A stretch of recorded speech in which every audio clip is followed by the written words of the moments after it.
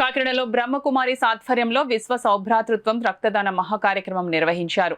దాది ప్రకాశమణిజీ 19వ పుణ్యతిథి సందర్భంగా చేపట్టిన ఈ కార్యక్రమంలో Indian Red Cross Society AP chairman YD Ramarao పాల్గొని రక్తదాన శిబిరాన్ని ప్రారంభించారు. కాకినాడ రాజాజీ వీధిలోని ఓం శాంతిధాంలో ఉదయం 9 గంటల నుంచి సాయంత్రం 4 గంటల వరకు రక్తదాన శిబిరం నిర్వహించారు. అత్యవసర పరిస్థితుల్లో రక్తదానం ప్రాణాలను కాపాడుతుందని నిర్వాహకులు తెలిపారు. బ్రహ్మకుమారిస్ 90వ వార్షికోత్సవం సందర్భంగా రక్తదానంతో పాటు జ్ఞానపానము, యోగా, ధ్యాన కార్యక్రమాలు నిర్వహించారు. ఆరోగ్యవంతులు స్వచ్ఛందంగా రక్తదానం చేసేందుకు ముందుకు రావాలని పిలుపునిచ్చారు. మన Red Cross blood centre thalassemia వ్యాధిగ్రస్తులైనటువంటి పిల్లలకు ప్రతి మంగళ శుక్రవారాల్లో రక్తాన్ని ఉచితంగా ఎక్కించడమే కాకుండా వారికి కావాల్సినటువంటి మందులు, ఇతర సౌకర్యాలని కలగజేస్తూ ఉంది.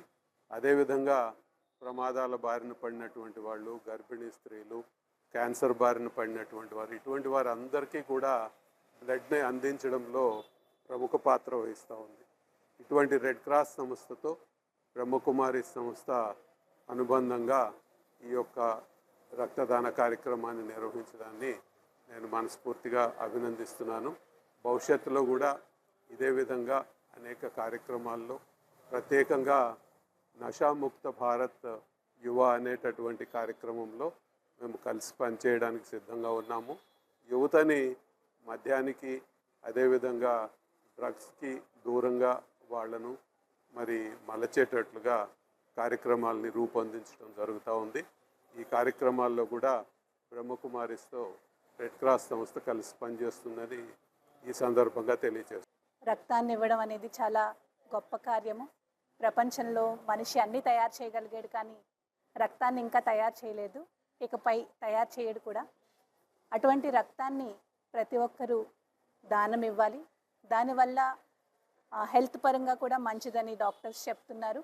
3 నెలలకు ఒకసారైనా ఇవ్వచ్చు అని తెలియచేస్తున్నారు. కనుక రక్తదానాన్ని ఇచ్చి ప్రతి ఒక్కరూ కూడా ఈ పుణ్యకార్యాన్ని చేయాల్సి ఉంటుంది. మరి రెడ్ క్రాస్ సొసైటీ ద్వారా మాకు రామారావు గారి ద్వారా సహకారాన్ని అందించినందుకు చాలా ధన్యవాదాలు. అలాగే కాకినాడ, మావిడాడ, రాజమండ్రి ఇంకా తదితర ప్రాంతాల్లో కూడా ఈ రక్తదాన శిబిరాలు ఏర్పాటు చేశాము. మండపేటలో కూడా జరిగింది, అమలాపురంలో కూడా జరుగుతుంది. అయితే విశేషంగా ప్రపంచవ్యాప్తంగా అన్ని సేవా కేంద్రాల్లో కూడా ఈ కార్యక్రమాలు 21 నుంచి 25 తారీఖు లోపు ఈ 5 రోజుల్లోనూ నిర్వహించడం జరుగుతుంది. మీ ప్రాంతాల్లో కూడా మీరు వెళ్ళి ఈ దానం చేయాల్సిందిగా కోరుతున్నాను.